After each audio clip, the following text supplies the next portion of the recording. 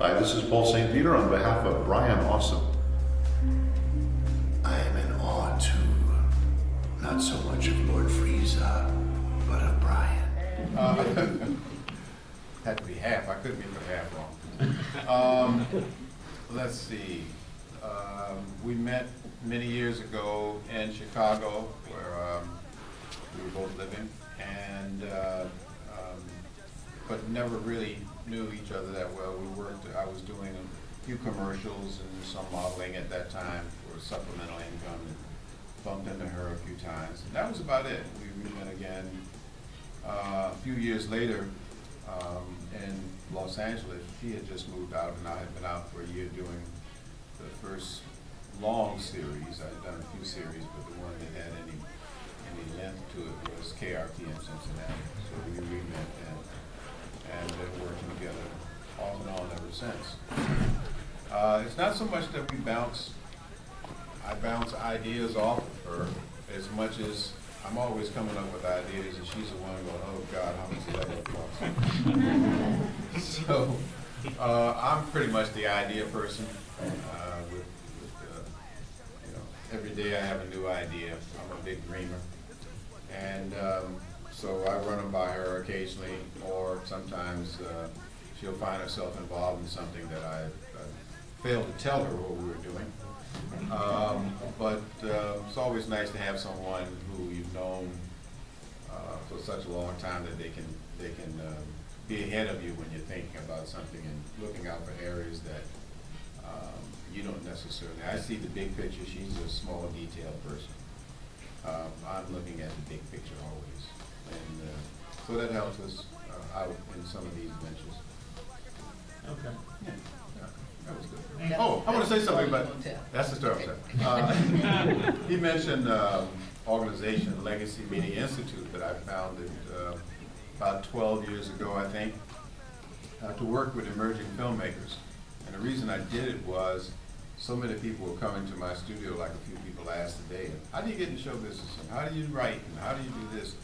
And it's not a question that's easy to answer because it's so much that goes into it: skill, passion, commitment, all those things that opportunity, all those things that you want to say to someone, but how do you tell a bright-eyed person at any age, well, you sure you want to do that? Because I wouldn't have listened, and I didn't listen when they told me. So I started this organization because I found very few people had any experience in the things that they were dreaming to do. People would come to me and say, I'm a writer. I said, let me see something you've written. Well, I haven't written anything yet. And you're a writer. Good, okay. I'm a producer. Show me something you produced. Well, I haven't produced anything yet, but I'm very good. And so you can only kick out your door so many people. After a while, your legs get tired. So I said, well, let me start an organization that I can work with young, up-and-coming filmmakers. First at historically black colleges, and we spread it around the world. We worked on 2 or 3 continents, Caribbean, Cuba, Africa, Europe. And the reason I bring it up is today, I received this on the way here. It says, most influential people of African descent. And it listed the global 100 under 40-year-old in support of by the United Nations, and it congratulates on recognition for your achievement, Joel Kachi Benson. I started him out in the film. He was my first class of Legacy Media Institute, and this young man has just been recognized as one of the 100 top under 40 filmmakers in the world. And I'm very pleased with that. He also is the first he's the first African to win the prestigious Golden Lion, which is from the oldest film festival in existence, the Venice Film Festival. And he's the first African to win that. And I found him about 12 years ago while I was in London, and I asked for some submissions of young people of their work. And one of his short films was given to me, and I looked at it, and it was well done. But there was something in it, in the way he approached storytelling. And I invited him and gave him a scholarship to come and spend 8 weeks at my studio in Petersburg, Virginia. And the rest is history. He and along with a few other, well now about 140 over the last 10, 12 years have gone through the program. And I would say of that 140, 50 to 60% are still working in the industry, many of them award-winning filmmakers. So of all the things I've accomplished in acting, today is one of the proudest days in terms of working with young filmmakers and storytellers. So I'm done. That's awesome. I'll see you guys later. Right there. Now we'll see if anyone from the audience has a question. Anyone? Okay, see you. Yeah. Yes, go ahead. So I've noticed a shifting landscape in entertainment today, being that Hollywood isn't necessarily the place that you need to go to film anymore. You see these cities like Atlanta and Vancouver popping up as popular sites for studios to film. Do you see Virginia being a location that will be as popular as Atlanta or Vancouver? And do you see any hurdles, major hurdles in the way of that happening? And that's for I'll let her start. Start, Yeah. just start. Yeah, just start. I'm gonna finish. Go ahead. Ladies first. Virginia is doing very well with getting projects shot here. There's a bunch of stuff that has been shot here over the past few years, Swagger being one of them. Harriet was shot here, the movie. Lots of things are being shot here, but our major stumbling block is that we cannot encourage the state government to understand the value of tax credits. And they don't support the industry like the other states do, like Atlanta, with their infrastructure and their tax credits. We tried with New Millennium Studios to get it started, but we couldn't crack the code. After we sold the studio, then they started with some tax credits, but we had lost all our clients already, so we said, okay, see you. But Virginia is a viable place to have production if there's not a whole lot going on, because our crew base is not very deep. And if the good crew members are working on one film, it's hard to find another full cadre of talent to work on a project. So learn up, all you filmmakers, and grow the crew base here. There's Virginia Production Association, the VPA, has all sorts of information that you can use. They have conferences, they have workshops. There are a lot of different opportunities to get started in this business in Virginia, and lots of people who can help you get started here. But it's very difficult to do a major picture here without a deep crew base and money. Yeah. Finish it up. I agree. Okay, so you were speaking before about the different filmmakers that you have mentored, and speaking to the importance of mentorship. When both of you were first starting out, can you think of a point where you gained the confidence, or a specific person or group of people that gave you the confidence to do what it is that you wanted to do, like be in TV and film and make films? I'm just thinking back to my early stages, and how if I didn't have parents that were behind me and helped me out a lot, it could have been totally different for me. So was there a point in your life that you can think about that kind of just propelled you ahead in what you wanted to do? It's interesting that I didn't particularly want to do it. It happened by opportunity and by blessing. And I had been around it enough to know some of the information I needed to do a good job. And I sort of got discovered by, only the old heads will know who this guy is, Robert Conrad. Can't knock this battery off. He was doing a project in Chicago where I was living and modeling at the time. And he selected me to be in this television series that he was doing there. And that was what launched me into the acting side of the business. I had been acting in commercials, and I'd done, you know, community kind of productions and things like that, but I had no burning desire to go to Hollywood. I was just working and trying to support my family, and had been discovered as a model, so I continued to do that as long as they were going to pay me to smile. Once I got that job and then moved to California, Robert Conrad was also in California. And of course I said, hello, how are you? I'm in town. And he says, oh, I got a picture for you to do. And I worked for him again on another series. And with that, I was able to get an agent. Got an agent, and I have been working ever since. And that was 1976 or 77.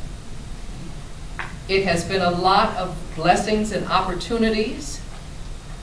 Then I met this guy, and we've been working together for many, many years, since about 1979.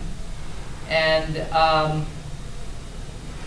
I would say that my opportunities far outweighed my enthusiasm to go into the business, but I really, really dove in maybe in the past 10 or 12 years. Since The Fresh Prince, I've really gotten hooked on continuing to do this for a living. But I also keep busy doing a whole lot of other things, because as an actor, you have to wait to be chosen. So you better be busy doing something else while you're waiting. That's why I started writing and producing and directing, to give myself more options for work. When I started working with students, and I grew from my career,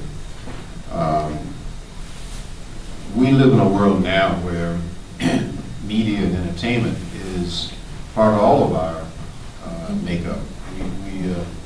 We support many, many, many, many, many thousands of people in my business by the nature of your interests in media, and now streaming, and the internet. Everybody with an iPhone is in show business now. I mean, you're all producers. You're producing stuff. You're getting hits, and memes, and TikTok, and talk tape, everything you can think of, Snapchat. So you're all in the media business. So how do you rise above the media business that you're in to a level where you can earn a living doing it? And that's what I talk about with the students that I mentioned, and that is the reality of the world now is that everybody in the media business, that's all of us, are trying to reach the highest level of mediocrity that they can make. And they're striving very hard to be mediocre, because mediocre gets hits, it gets likes and all of that. But that's not going to sustain a career in show business. I've been very blessed to have been in the business now going on 50 years. And I've made my living doing this for 50 years at various levels. You've heard of the gentleman Charles Darwin's theory that the key to evolution is survival of the strongest. Well, I've discovered that that's not necessarily 100% true. Survival, and you evolve, the ones who evolve, the ones who are adaptable. And you may be very strong. T-Rex was very strong, but I haven't seen one in the last 10 million years.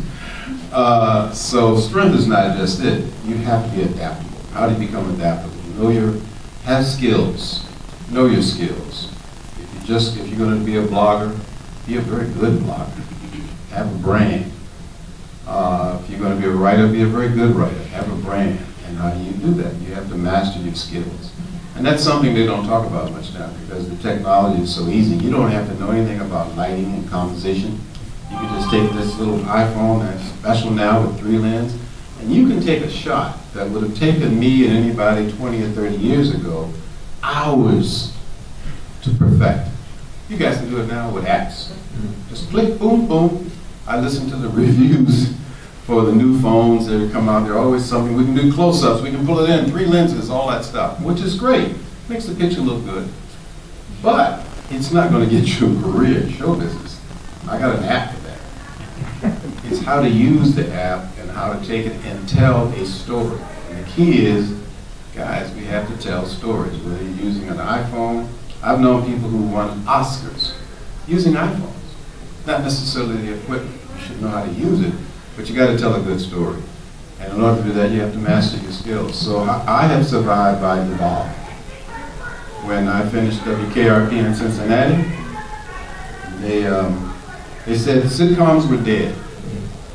Nobody's doing sitcoms. You're not going to survive in this business just doing sitcoms. So I went to the gym. I weighed about 148 pounds soaking wet when I finished KRP. I was all hair. I went to the gym and enrolled and started working out, put on about 25 pounds of muscle weight, changed my look, and got a show called Simon and Simon, playing downtown Brown. Always trying to pull my shirt off to show my muscles. I even made Playgirl. They wouldn't get a straight Playgirl. You should see him in a Speedo. Well, no more. Not now. He's out there. Yeah, not now. So I changed, and I started doing that. And I did that for 4 years. Made a good living doing that, traveling and doing shows like this.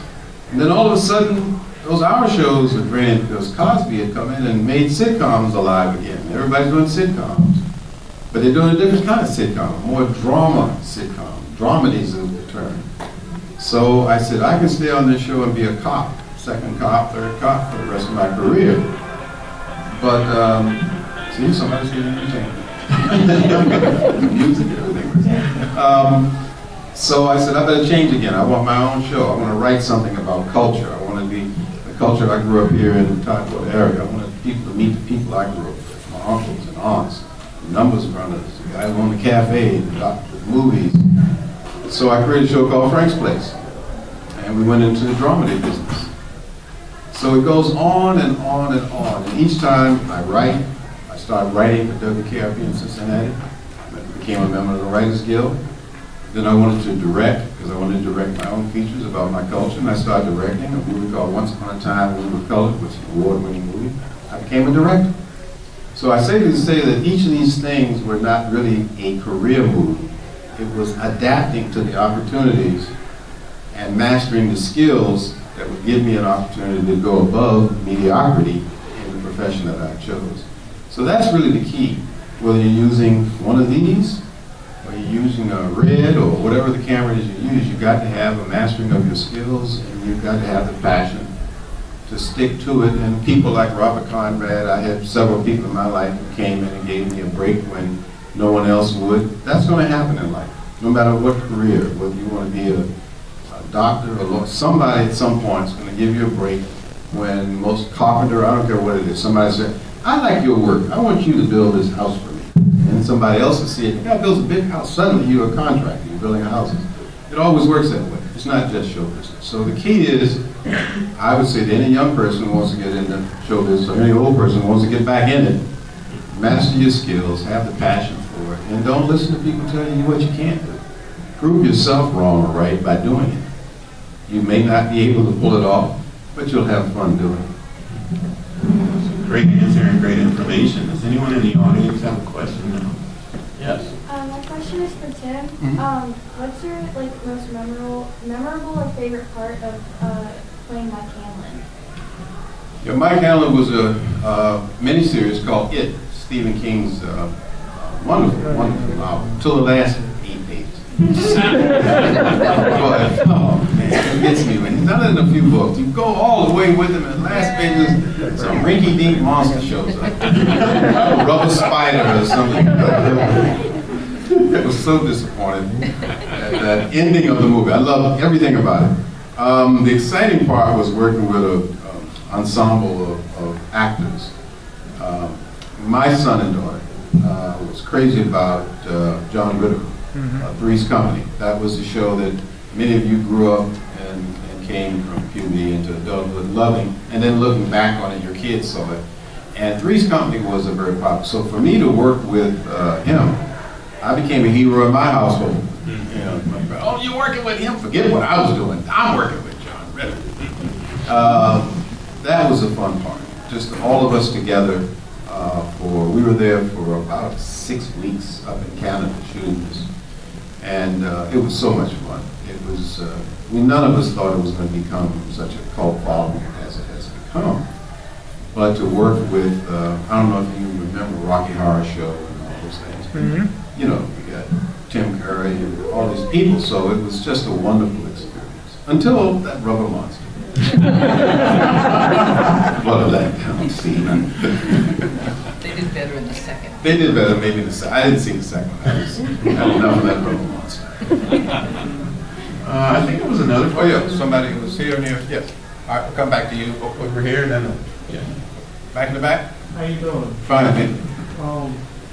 I have another question about. I grew up watching Sister. What was your experience like working on that show? Because I know when I watched it, I learned quite a bit of things as far as the lessons I was taught that show watching it. But your experience on it, how did you enjoy it? Well, boy, I have two answers for that. One is it was wonderful working with the cast. The two young ladies who I met when they had just turned 13. They're now hitting 40, I think. I don't know. But they and then Jackie, who I had met earlier, was not too crazy about Jackie. But she was so full of herself, just like the character in Three's Company. Not Three's, I mean, room, Whatever that room 330, something. That was 57. Thank you. I had three. Yeah, 227. You knew what I was talking about. She was full of. I won the Emmy like 2 or 3 times in a row. So she was hello. So and she was broad, and I came from a more subtle form of comedy. So I was a little concerned about that, but she blew me away. In the she had to read for the part. I was offered the part and turned it down. I didn't want to go back into television. I was building my studio and living in Virginia, and I went, I don't want to do it in my sitcoms. And so I was convinced by Suzanne to pass to join the cast. It was myself and the 2 twins, and then we brought in Jackie, and it turned out to be 6 years of pure fun working with them. That's one answer. The other answer was, I didn't like the show in the beginning. I didn't like the producers, the writing, because they seemed not to be too concerned with culture. They were more concerned with, jokes every 4 lines. And not that we had a lot to say, but we did have a lot to say about it, at least keeping the family cultural structure together. And so there was a lot of arguing back and forth from my point of view with them. And I never watched the show. I've only seen about 6 episodes out of 100. And I'm catching them now through the internet, through seeing pieces of it on Instagram. People are putting them up. And I went, my God, we actually did some good work. I mean, it was not just comedy. We were saying something about these kinds of families coming together. It wasn't a Leave It to Beaver family. It was, 2 people living in a house. Can you imagine that today? Not married and raising 2 kids. I mean, it said some interesting things I didn't realize when we were doing it. One small story that will stay with me all my life was I was in Texas for an event, and a young lady walked up to me, and she said, Mr. Reid, may I speak with you? I thought she wanted an autograph. And she said, no, I just want to tell you something. She said, I come from foster homes. I went from one to the other. I guess there's an age where you don't really get adopted after a while. You end up in the foster care system. And she said, it was a very difficult life. I went from one to another, to another, to another. She said, and at one point, I looked at Sister, and I said, whatever you say to Tamara, you're saying to me. So everything you said to her, I made a part of my life. And I lived my life based on the lessons and the things you told me through those characters. And she said, I want you to know you raised a wonderful daughter.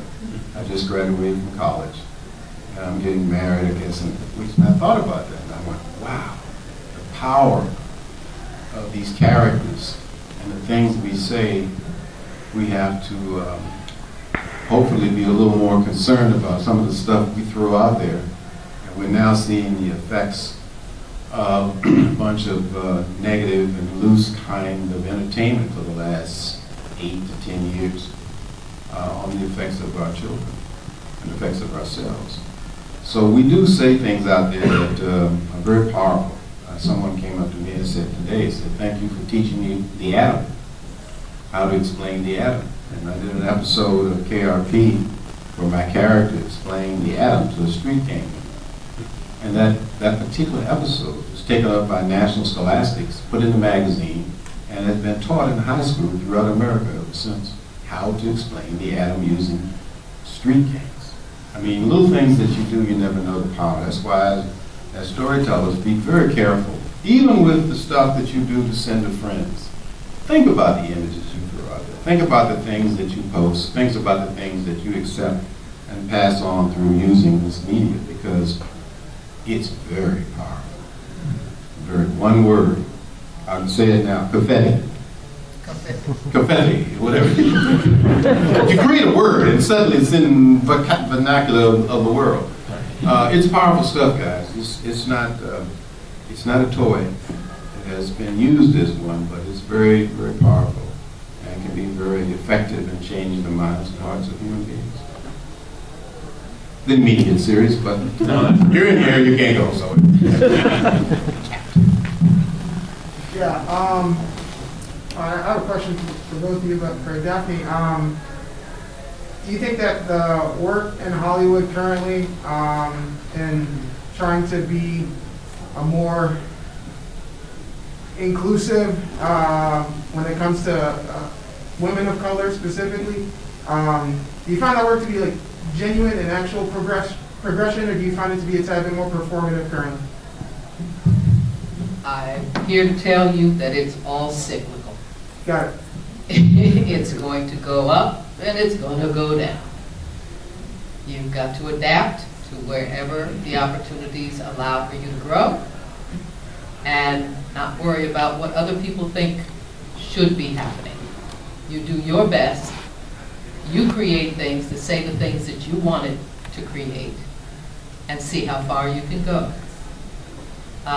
It's up to every new year to bring in what is going to be the way to reach the audience. And when the audience demands something, they find a way to feed that demand. They're demanding more black women and they're showing up. Here comes the next group, so somebody's going to demand more of whatever. And you'll see it diminish, or you'll think it's diminishing, but they're all still working. I'm happy to see the number of people involved in the business of entertainment, of storytelling. It's exciting. When I started, you could put all of us in a van and drive us from coast to coast, and we probably wouldn't be recognized. And there was only 3 networks. There was only 3 networks. And now it's a rainbow of colors. It's ideas being fighting for position. As my grandmother would say, hopefully the cream will rise to the top.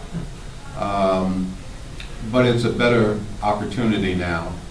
That's the good news. The bad news, because the mediocrity level is so low standard that anybody with an iPhone can be in show business. I keep saying that. But in order to survive, you have to be saying something, you have to know your skills and be passionate about it. But yeah, it's good to see a lot of people in the business, writers in particular, because it always starts with the word. I'd like to see more people of different views, not just race, different views about life in the decision-making side. That hasn't changed. The people who owned CBS back when I was doing business, they own now Time Warner, HBO Max. I mean, it's the same people. They just call it something else, but there are really very few new players in the control of media conglomerates now. Same old stockholders making the same decisions. Murdoch, Warner Brothers, CBS, Viacom. I mean, all those companies are run by pretty much the same people at that level of commitment in making decisions. So that part hasn't changed drastically at all. But below that, the doers, the workers, the actors, the writers, producers, is more than it's ever. I never dreamed to be this many people. Right. Now, what are they saying is another question. Are they saying the same old thing or coloring it differently? But the theme seems to be, the people at the top and the theme, the end result, seems to be the same. I mean, we're still dealing with race as if we were dealing with it when I lived in the segregated community across the river in Norfolk. Same issues, just being exposed a little differently. I mean, we're talking about the same words, the same problems. It's just the media has changed, and it's going to get different now. Facebook is going to become metaverse. Metaverse. Basically, it is basically the Matrix. I heard on business they were saying, you know, we're talking about the Matrix. And I'm thinking, did they not watch that movie? It didn't turn out as well as people had hoped. Blue or red pill, that's it. But that's where we're going. Thanks to Facebook, we'll all now have to determine whether it's going to be a blue or red pill, or live in a virtual world or the real world. And neither one of them right now that inviting. That's true. Is there another question from the audience? There was a gentleman, we got him back there? Yeah, you got it. Got He it? got it. Okay. Yeah, no other questions? Yes. Well, since you were talking about stuff coming back around, how do you feel about where most movies nowadays are just remakes of stuff that came out? Isn't it frustrating? Yeah, just because they feel they can make it better.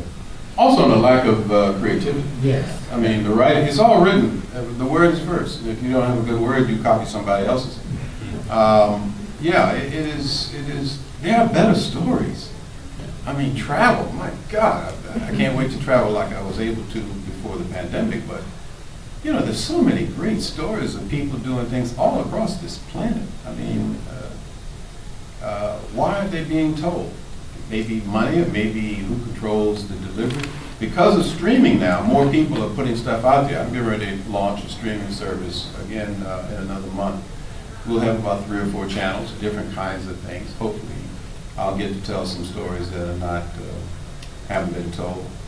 But there are a lot of stories. It's not a problem of lack of stories. It's a problem of the people who are telling it, and again, what are their purpose? What do you want to say to people with your stories? What do you want to? Do you want to be angry? You want to shout your message? Do you want to be heard? That's what media is for. And I'm against censorship of any kind when it comes to storytelling, because that's the job of a storyteller, is to, as I was once told, to shake up, make the uncomfortable comfortable, and make the comfortable uncomfortable. That's what media is supposed to do. That's what the Old Testament did. It shook us up. It scared us. It made us think about our lives. That's what every good book does. Great Expectations, Charles Dickens, you name any of them, they shake you up. They make you think about your life. And we need that now more than ever, as opposed to following someone else's ideas. Create your own. So this is, I think the media business is still a wonderful opportunity for anyone who is trying to say something about their lives, their feelings, whether in art form, paintings. I mean, that part of it, even in digital, these new things now, NFTs. You can make a living in this business with some of the strangest things you can do. But you gotta be creative, and you gotta be passionate. You gotta know your art form. If you're gonna create an NFT, you gotta know how to do it well. And you gotta say something that hasn't been said, you know. But you can make a living in this business, but you gotta decide what's your purpose. A lot of people go into our business to become very wealthy, and a lot of them have achieved that goal. And a lot of people go into the business because they want a career and that was my choice. My choice was when I was asked by someone with a veteran, said, what do you want to do? You want to be a star? And I said, well, I don't know what a star is. He said, well, the definition of a star, if you think in your mind what a star is, I mean a real star, not somebody who you see every night or every other night, but a real star. Back in the day when I asked that question, a star was if your name became ahead of the title. So it was like Elizabeth Taylor in whatever the title is. That's how you became a star. That's how you got your feet implanted on Hollywood Boulevard. And this gentleman who told me this, he wanted to be in show business so badly. He came here, came to California from the South. One day he made it. He had always wanted to be a star. And he went to the Chinese Ground Room Theater and sat up in the balcony on a Tuesday when the movie opened, came up, ran up the sky. I forgot who was the star, some other major star, and his name, Kent's guy, in Red River or whatever the Western was. And he said, I made it. I'm a star. He never worked again. You know. Became a drug dealer, as a matter of fact. True story. He never worked again. He did a couple episodes of McCloud. And he told me, he said, I got what I wanted. I'm a star. So he said, what do you want? He said, here's your option. You can become a star, whatever it's based on at the time stars are considered stars, or you can be in the business the rest of your life. He said, now if you choose the rest of your life, remember, that means this. You'll have some victories, you'll have losses. I've lost more than I have become a victory. I have been told no, no. I built my whole career on less than 10% yes. Less than 10% yes. Do you know only, what is it, something like 12% of all the members of the Screen Actors Guild, where all actors who work professionally have to be a member of. And I forgot how many thousands there are. Less than 10% make above what is the level of much money per year? What do you call it?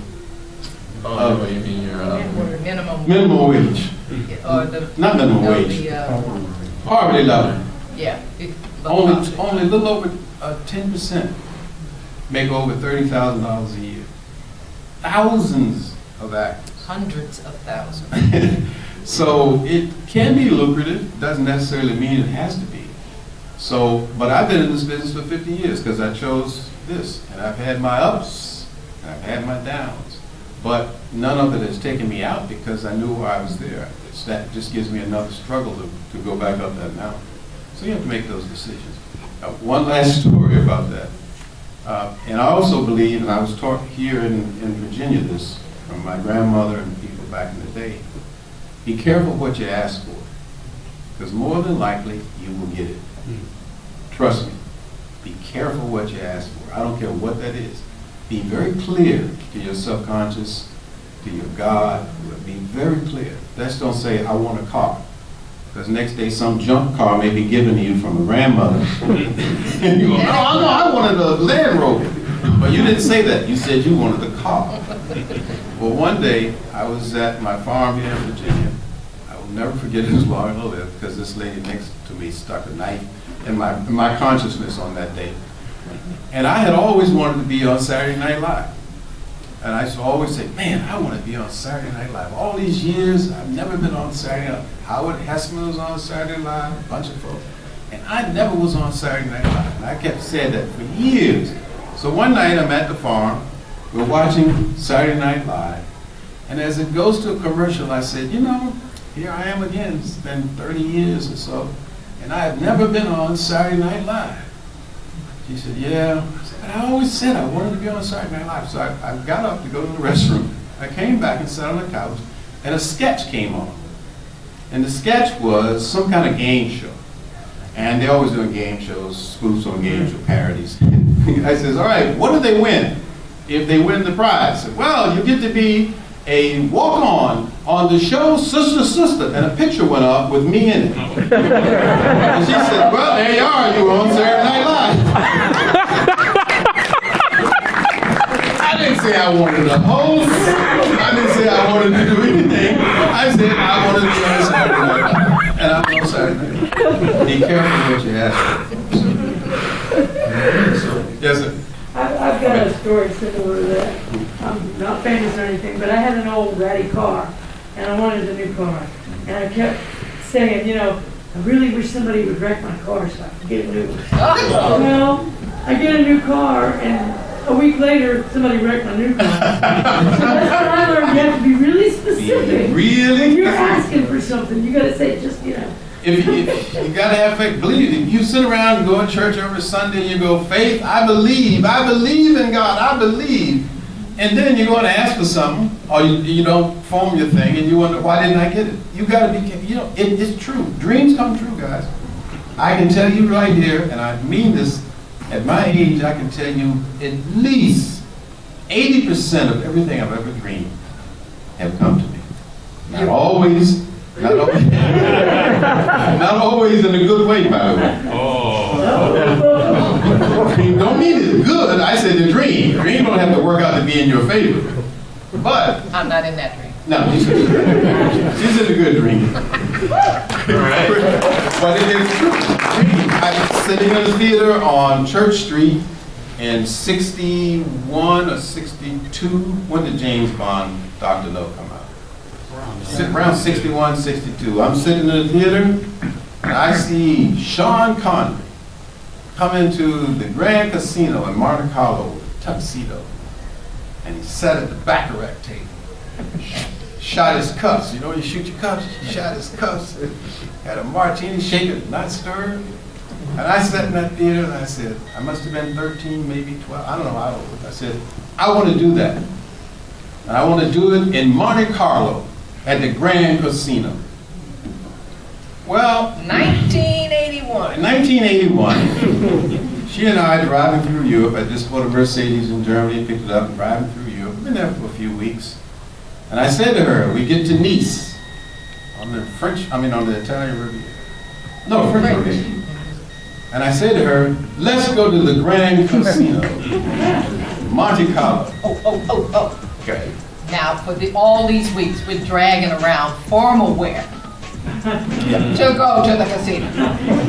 I mean, it had been, and I just bought this brand new Mercedes. I'm living large.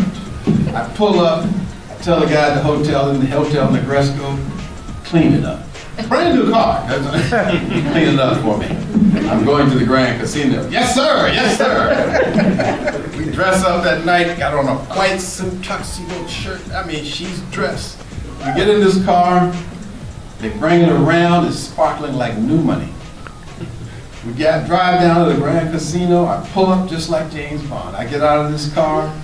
Guy runs over. I don't know how much money. They were dealing in francs at that time. Hadn't done euros. And I just handed him a bunch of money. It must have been $1,000. Yes, sir. It must have been a lot of money because suddenly I became his father. Yes, sir. What do you want to go? We'll park your car especially. Yeah, go right ahead. Bonjour. We go to the casino and, well, if you've never been, but if you dream to go there, you'll be surprised. The first level is just like going on the entrance. But you have to keep going down. Go down another level, and it's a little better, people are dressed a little better. Finally, you get to the one where they ask you for your passport. To go to a room. You go to a small room, quarter size of this room, not even as big as this room. You go in there, and everybody is dressed in tuxedos, the women with gowns. Blinged out, champagne. Guys, Arab people and things, you know they're worth an oil well. They just, everybody just walking. And we walk in, and of course, we're the only black people in the entire building, let alone the casino. And they look at us like, oh my God, potentates. Who are they? And they usher us over to a table. What can we do for you? I went, Baccarat. I'd never played Baccarat.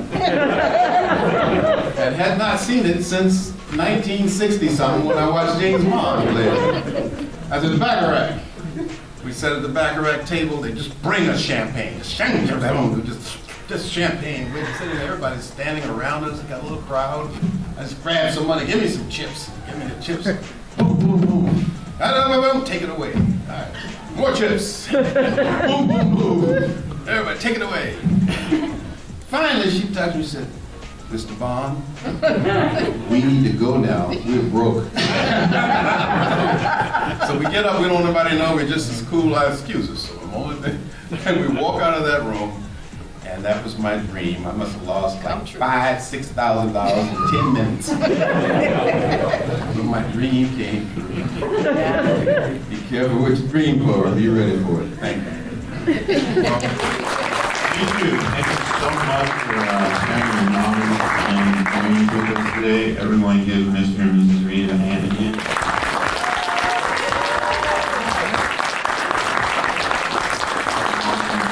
Thank you for coming out. Thanks for the wisdom. Thank you so much.